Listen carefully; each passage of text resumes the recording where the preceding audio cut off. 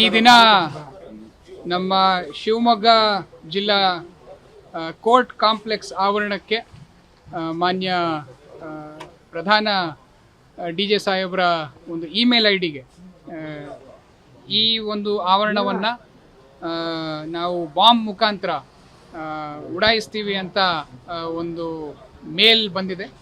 ಈ ಮೇಲು ನಿನ್ನೆ ರಾತ್ರಿ ಅಂದರೆ ಇವತ್ತು ಬೆಳಗಿನ ಜಾವ 1:37ಕ್ಕೆ ಬಂದು ಇಲ್ಲಿ ಡೆಲಿವರ್ ಆಗಿದೆ.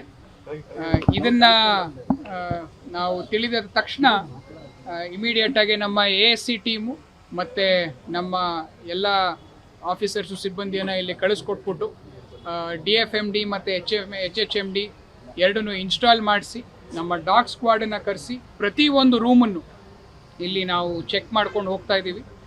ಇಲ್ಲಿ ತನಕ ನಮಗೆ ಯಾವುದೇ ರೀತಿಯ ಒಂದು ಅನುಮಾನಾಸ್ಪದವಾದ ವಸ್ತು ಸಿಕ್ಕಿಲ್ಲ.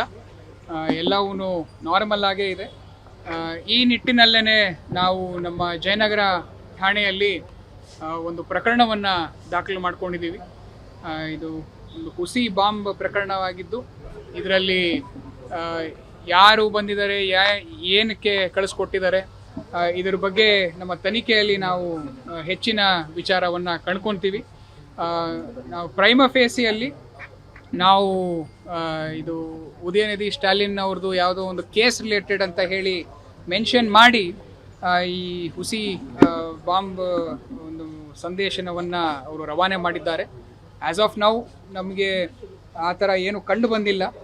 ಆದರೂ ಕೂಡ ನಾವು ನಮ್ಮ ಎಲ್ಲ ಸಿಬ್ಬಂದಿ ಮತ್ತು ನಮ್ಮ ಆ್ಯಂಟಿ ಸಾಬೋಟಾಜ್ ಚೆಕ್ ಟೀಮು, ನಮ್ಮ ಬಾಂಬ್ ಸ್ಕ್ವಾಡ್ ಟೀಮು ಮತ್ತು ನಮ್ಮ ಡಾಗ್ ಸ್ಕ್ವಾಡ್ ಟೀಮ್ ಎಲ್ಲವನ್ನು ನಾವು ಇಲ್ಲೇ ನೆರೆತಿದ್ದೀವಿ. ಎಲ್ಲ ಪ್ರತಿಯೊಂದು ಕೊಠಡಿಯನ್ನು ಕೂಲಂಕುಷವಾಗಿ ಪರಿಶೀಲನೆಯನ್ನು ಮಾಡ್ತಾ ಇದ್ದೀವಿ. ಇಲ್ಲಿ ತನಕ ನಮಗೆ ಇದು ಹುಸಿ ಪ್ರಕರಣ ಅಂತಲೇ ನಮಗೆ ಪ್ರಾಥಮಿಕವಾಗಿ ಕಂಡು ಬಂದಿದೆ. ನಿನ್ನೆ ರಾತ್ರಿ 1:37ಕ್ಕೆ ಬಂದಿದೆ.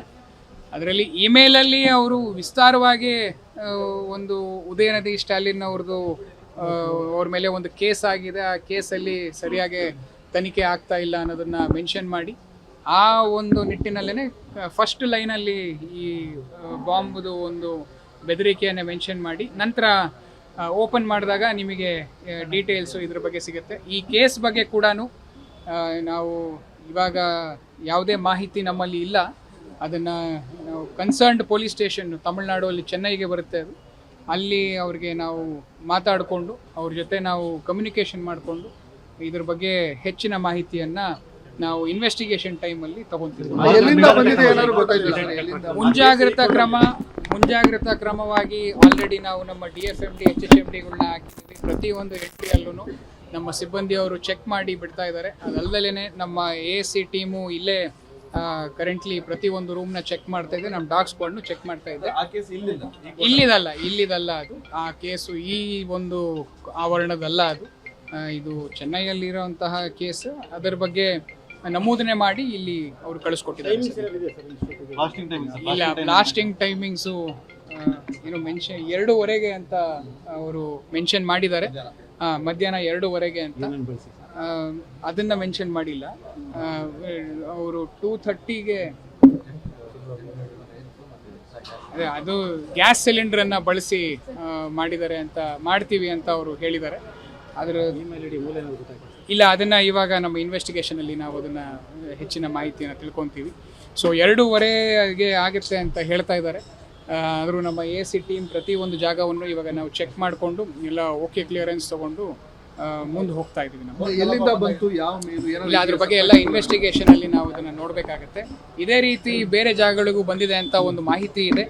ಹುಬ್ಳಿ ಆಗಿರ್ಬೋದು, ಮತ್ತು ಉಡುಪಿ ಆಗಿರ್ಬೋದು, ಮತ್ತು ಕೋಲಾರ ಆಗಿರ್ಬೋದು, ಎಲ್ಲ ಕಡೆಗೂ ಬಂದಿದೆ ಅಂತ ಒಂದು ಮಾಹಿತಿ ಇದೆ. ಹಾಗೆ ನಾವು ನಮ್ಮ ಇನ್ವೆಸ್ಟಿಗೇಷನನ್ನು ನಾವು ಮುಂದುವರಿಸ್ಕೊಂಡು ಹೋಗ್ತೀವಿ. ಇಲ್ಲ, ಕೋರ್ಟ್ ಕಲಾಪ ನಡೀತಾನೆ ಇದೆ, ಯಾವುದು ಏನು ಬಂದಾಗಿಲ್ಲ. ನಾವು ಕಂಟಿನ್ಯೂ ಇರುತ್ತೆ, ಸಂಜೆವರೆಗೂ ಇರುತ್ತೆ.